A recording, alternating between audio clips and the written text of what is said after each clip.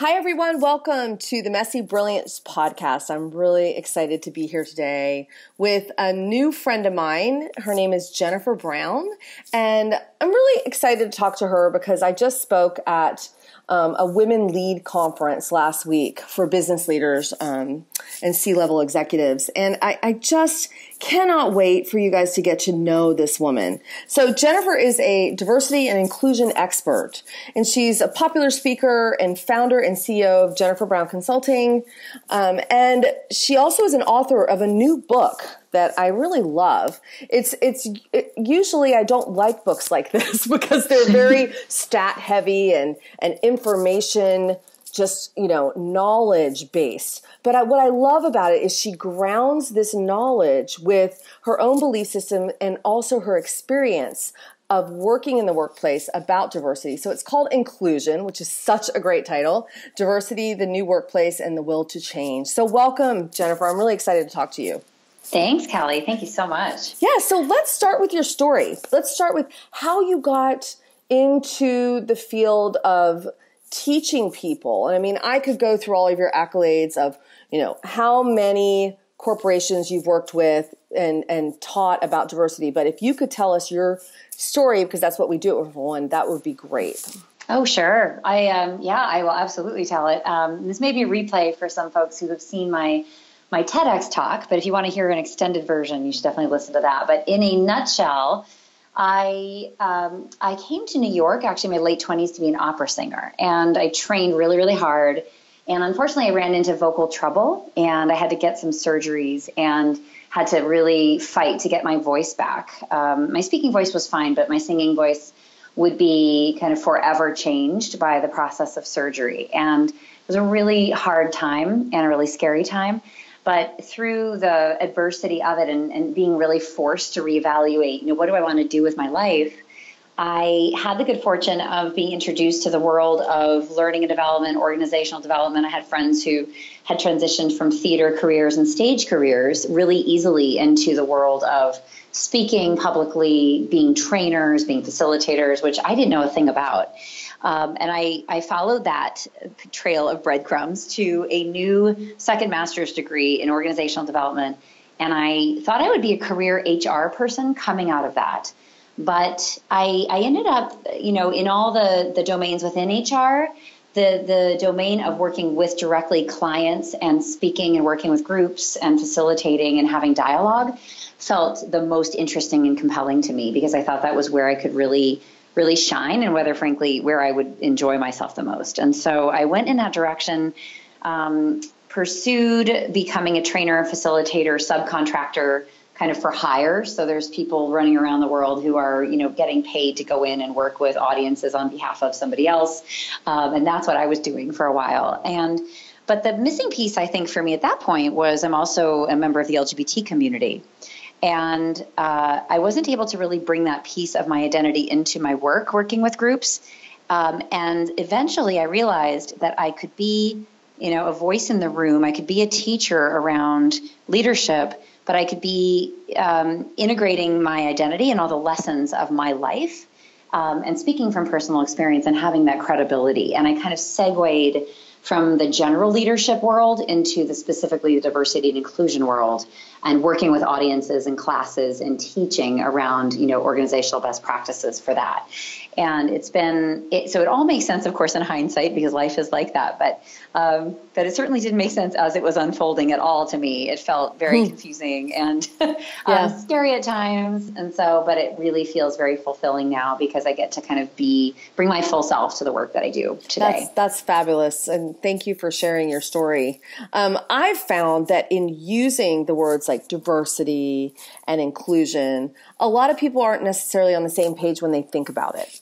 And for you, I want to ask you to tell our community, what do these terms mean to you? And what are the benefits, and how do we mindfully practice them in our lives? It's a lot of questions, but I'm Sure. sure you have an answer to all of them. Yes, I can. I can talk a long time on those. Well, I think, the definitions of diversity and inclusion, first of all, inclusion is a relatively new word to the equation. And I think it's the lesser understood of the two. The word diversity has been around for a long time. We've been using it in organizational context. For a baby boomer and even a Gen Xer, they may define it in terms of race and gender. So those were the traditional categories, if you will, that we counted in organizations, that we built our HR programs around. Now, when you ask millennials how they define diversity, they may say diversity of thought, for example. They kind of take diversity of race and gender and ethnicity for granted because many of them have grown up in this, a more multicultural world than any generation before them. However, when they come into the working world, it's like everything comes to a screeching halt when they look around them and see, wow, like, why is it all white guys, on the masthead? Why is my at the board, why does it look this way? So it's a rude awakening. And I think it's a problem that's on a lot of companies' radar screens because they, not only do they not know how to speak this new language of diversity of thought, but they know that they have major problems when it comes to representation of people of color and LGBT people and women. So I think companies are overwhelmed by the millennials and what they're asking for. And I think that's actually a good thing because we have needed that another generation with heft and influence to really push this conversation with real expectations. So I'm kind of excited about that. But so back to the definition. So the definition of diversity has broadened through the generations, and it is continuing to broaden. I mean, to the point where we have 60 gender descriptions on Facebook, and that's just one. Yeah, that's like, and talk about blow your mind. It's everyone has a name for how they want to be called. And I actually think it's a good thing. It's not an annoying thing. I think we should be very specific about our culture. And we shouldn't walk around saying, oh, I'm white and therefore I don't have a culture. I mean, many people still believe that. And no, it's not true. You might be part of a mainstream culture. You do have a culture. You do have a country of origin. You do have like a nationality. You have a lot of things that make up who you are. And but we used to look at this in a very, very simplistic way, and I'm really happy for richer language and more specific language. On inclusion is really the how. So if diversity is the who, and the what, inclusion is really the behaviors. It's how do I take the benefits of that diversity and galvanize it and leverage it and, bring it together purposely so that we can create innovative products and services or, shift a culture. And so inclusion is really the way that you behave every single day in little ways, in large ways, in visible ways and invisible ways to create a culture around you that feels inclusive of all that diversity. I love that. I love that inclusion piece because, growing up in the South, and I'm almost 50, right? So there's been a lot of racism that I've experienced. I lived 5 miles from the head of the Ku Klux Klan from the whole country, right? Growing up. And we had a black homecoming queen and he had a white homecoming queen. I mean, seriously. And I was born in 1968. Think about that. It's crazy. So I look at that and then I look at, when I was 11, Jennifer, moving from the north to the south, going, I'm going to include everyone. I'm not going to be racist. That 11-year-old that wants to, that's open-hearted, right? And that naive person. And getting there, feeling very judged and having racism put against me because I'm a white woman, right? So that inclusion piece is it just feels like such a differentiator for us now. That's where we are right now, is that inclusion piece. Would you say? I would agree. And it's hot for a reason. I mean, a lot of the companies that I work with are switching the name of the function that does diversity to the Office of Inclusion. Now they're saying the Office of Inclusion and Diversity. So they're they're adding words like equity. They're adding words like belonging. LinkedIn, I think, is the Office of Inclusion and Belonging.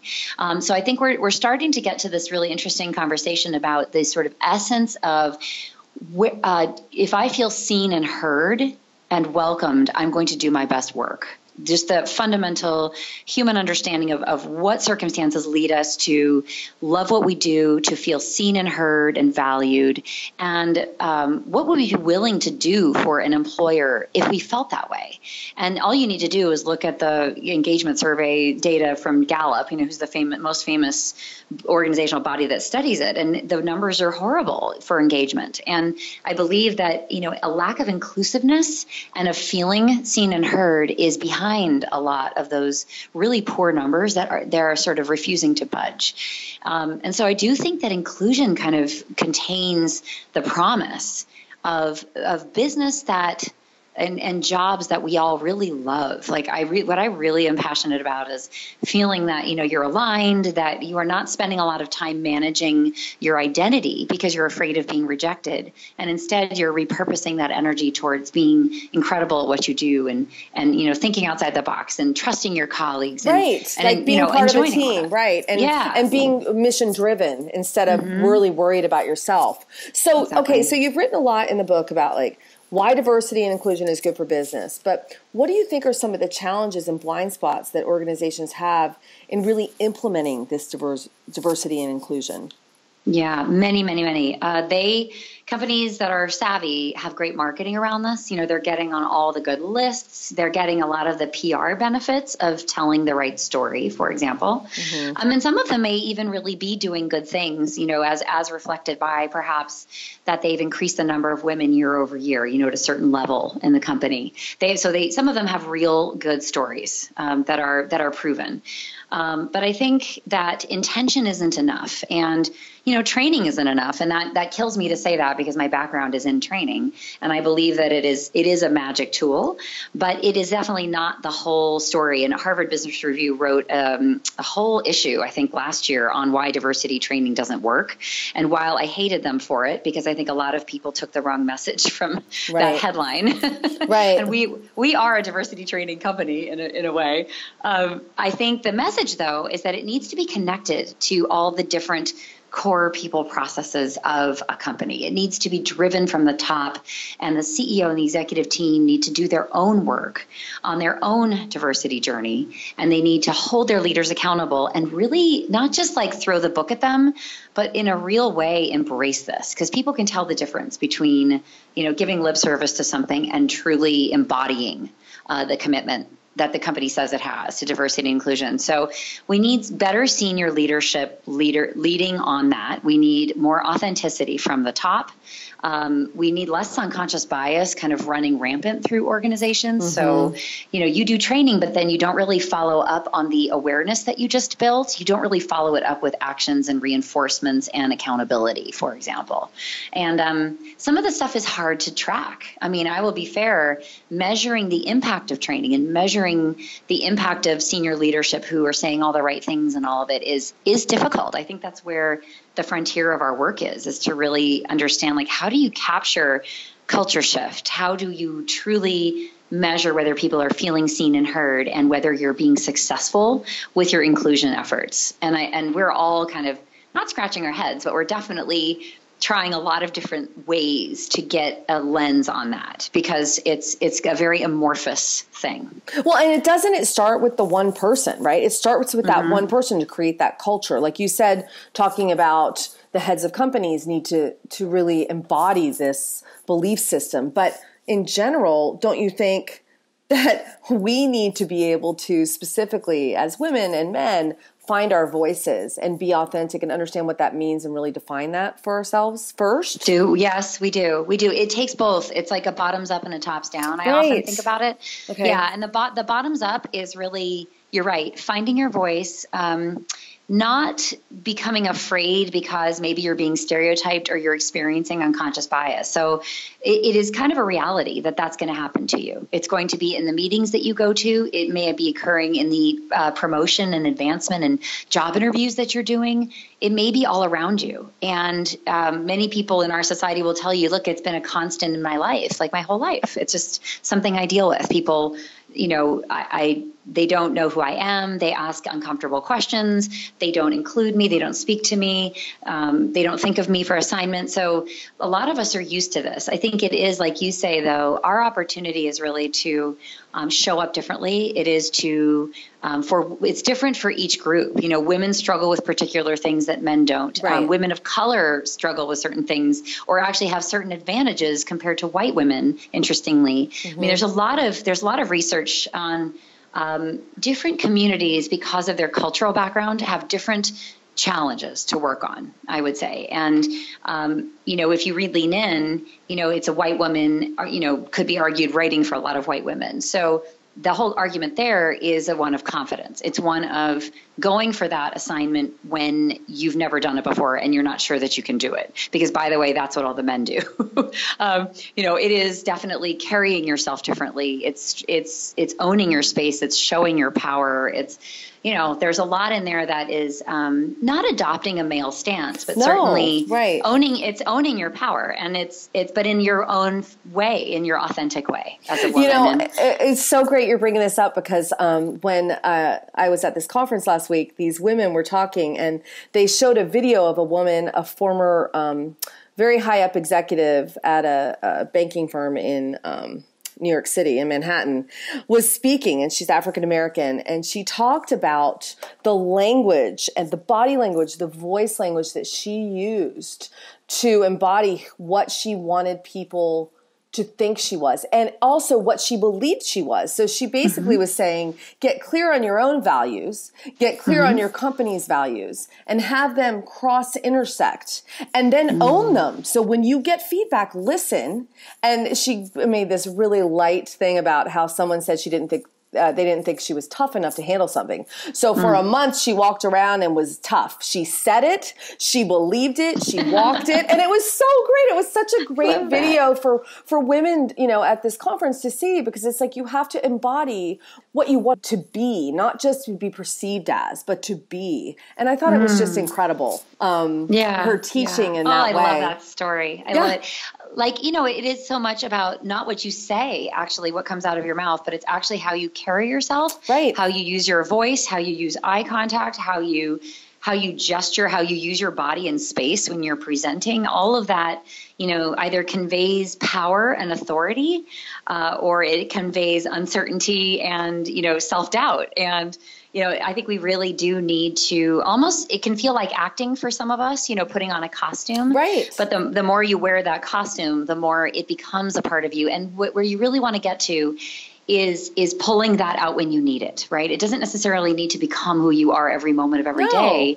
But it's just utilizing it as a tool. That's all. So I want to ask you about having the hard conversations, because we have a toolkit at Women for One about teaching women to be able to be assertive and have those hard conversations, whether it be in business or in their life in general. So I wanted to ask you, what do you feel are some of the hard conversations our society and individually we need to have about diversity and inclusion that we're not having to be able to address these issues?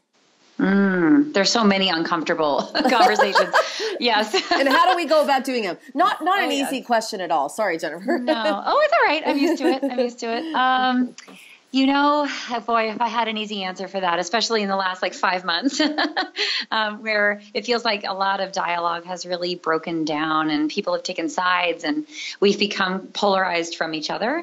And it's interesting because in companies, some companies really use the opportunity of, for example, the election and the aftermath of that to say, you are included here, you're welcomed here, you're valued here. And that sent a really powerful message to employees around what the company stands for and what it means when you walk in the door into this company and we pay you and you're a leader for us. Here's our corporate values and here's what we expect. But that's kind of an easy answer to a very complicated question when we have, political diversity in our employee base. We have colleagues that now it's especially fraught to even talk and share about our personal lives, on a level that I think it wasn't so self-conscious before. So everything has been really intensified. And so having dialogue that's healthy, that's respectful in that kind of, with those stakes around us is really tough.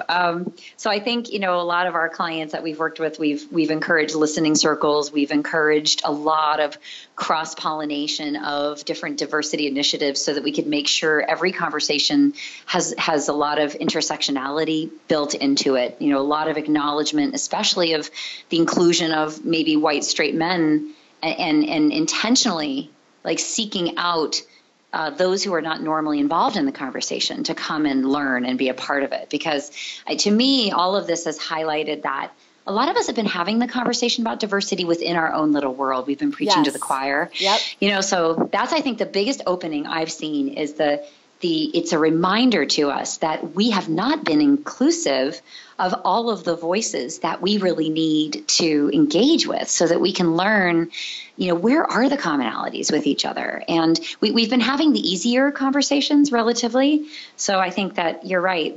These are challenging, but it's exactly where we need to go. And I actually think a lot of people are awakened now in a different way. I think they're curious. I think folks are open to learning as much as they might be. Some are polarized.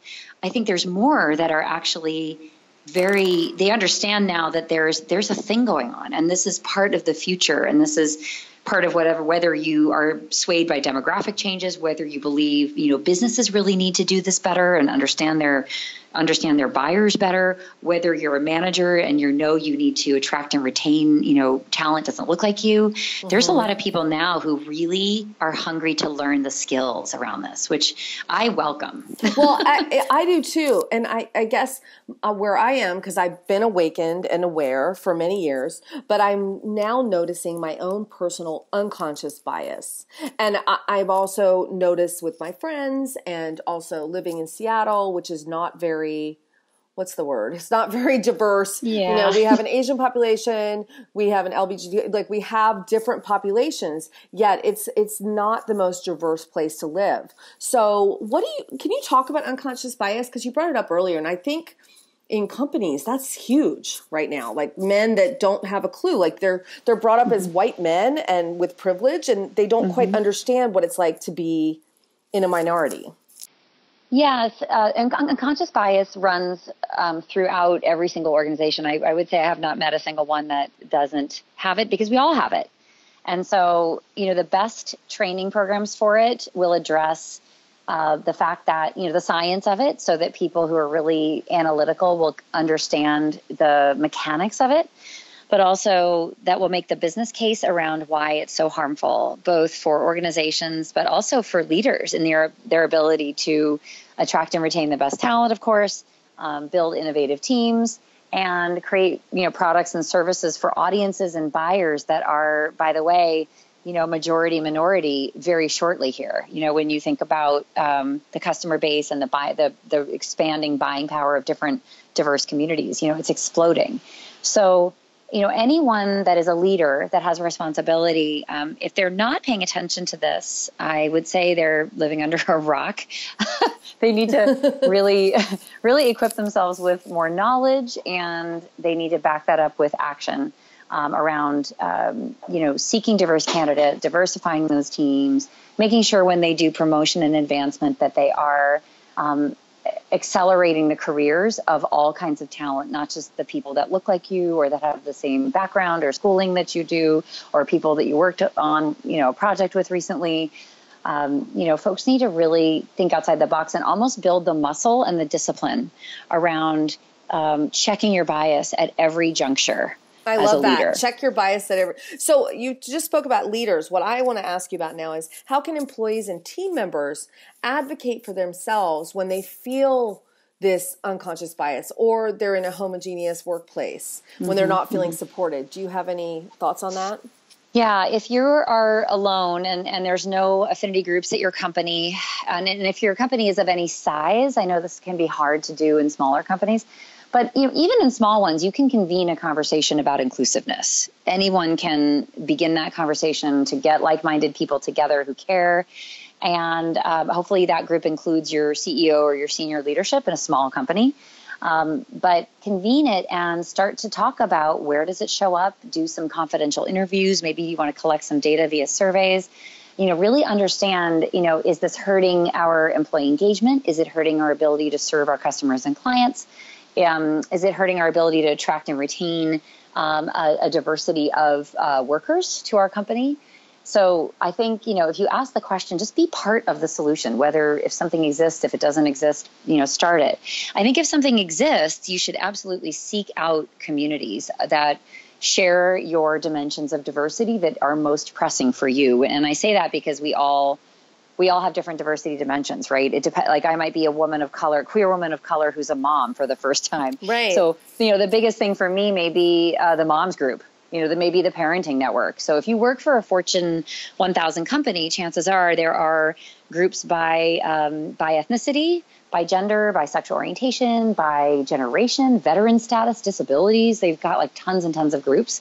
So find your community, and I promise you it will help you find your voice, to know others like you and listen to their stories and calibrate your experience against others, because often that helps us feel A, that we're not crazy, and B, that if we want to show up as more bold and we want to have the hard conversations, we want to challenge behaviors, we want to, make sure we're coming across in the most advantageous way, you're going to need that community to be behind you. You need a place that's safe to come back to and to say, oh my goodness, you'll never believe, what I heard or what I overheard, or to celebrate, that you had that hard conversation. It's been integral to diverse talent for a long, long time. I mean, I can tell you, at a time when almost 50% of LGBT people are still closeted at work, which is literally a statistic from 2 years ago, these groups are like a lifeline for people. I mean, it is nothing short of survival. And I honestly, when people come up to me and say, this affinity group has been the reason that I'm still at this company, it's amazing to think about the drag on the bottom line for people who don't feel included and seen and heard. And there are so many stories like that. So I think if there isn't a group, start one or start a conversation at the very simplest level. And if there are diversity programs at your company, take a leadership role. Use it. Mm-hmm. Use it as a platform for yourself and build your voice that way, because I can promise you the more sophisticated companies are desperate for more diverse talent. That's wonderful to know. And it takes a lot of courage to do that. But, if people can take baby steps, even in that direction, I think all of your information and statistics and your book can really support them in taking that action. Absolutely. So do you have any last words that you would like to share with our community, words of wisdom around what you teach and how you serve to inspire our community? I think I would say that those of us who have been in the minority, and however we define that, through adversity, we have really gained some incredible leadership skills.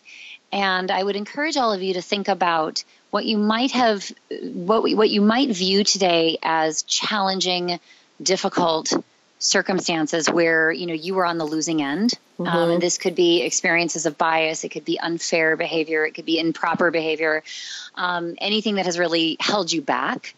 But think about what it has also forged in you to be the only one in the room, to, develop the powers of perception around, for example, safety.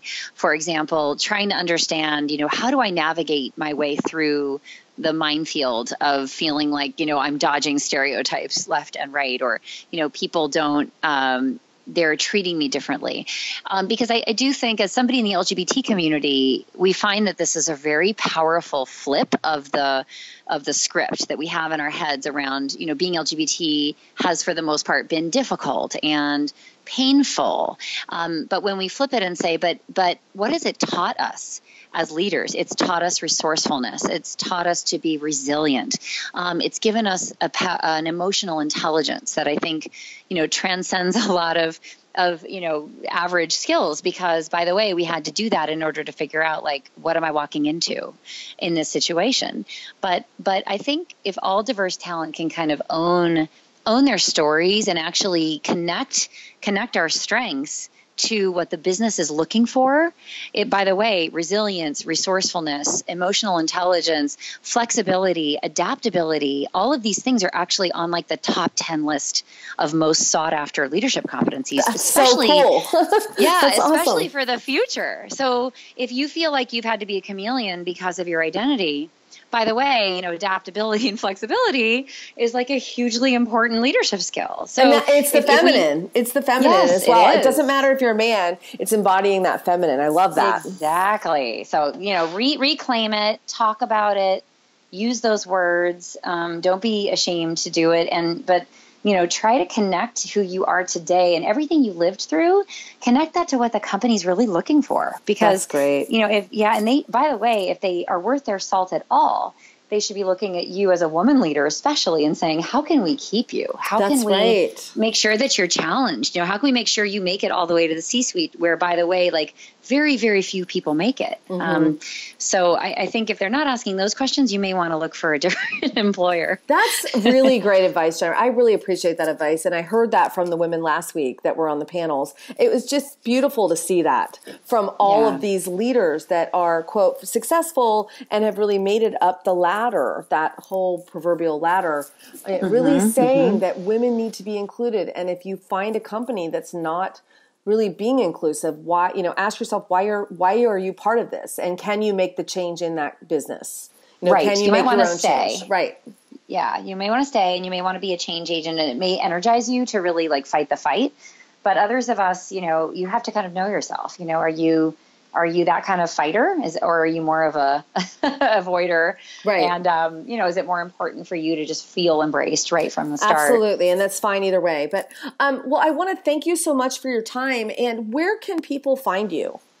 Yes, please seek us out at jenniferbrownspeaks.com. So that's my speaker website, and there's information on my keynote topics there, the more information on the book. We have a new podcast called The Will to Change. Wonderful. So that's been fun, and I hope, Kelly, we can I can return the favor and have you on very soon. We've had, and you've had Wokey on and Aaron Weed, some of my favorite people. So it's awesome. Yes, totally. And I've had some really great male allies on there too. Good. That's good to know. Big part of what I want to do. Fabulous. Yeah. And then the book is called Inclusion, Diversity, the New Workplace, and the Will to Change. And I'm on Twitter. I'm really heavy on Twitter. So I'm at Jennifer Brown. Okay. And on the usual places, Facebook and LinkedIn. And we'd love to hear from you. And we do organizational consulting. So if any of your listeners work at large companies that don't have some of the things going that we were talking about, we'd love to talk to you. Oh, thank you so much, Jennifer. And thanks for listening, everyone. Really think about this term inclusion. I love it. It's opened my mind today. Thanks again. Thank you. Have a great day.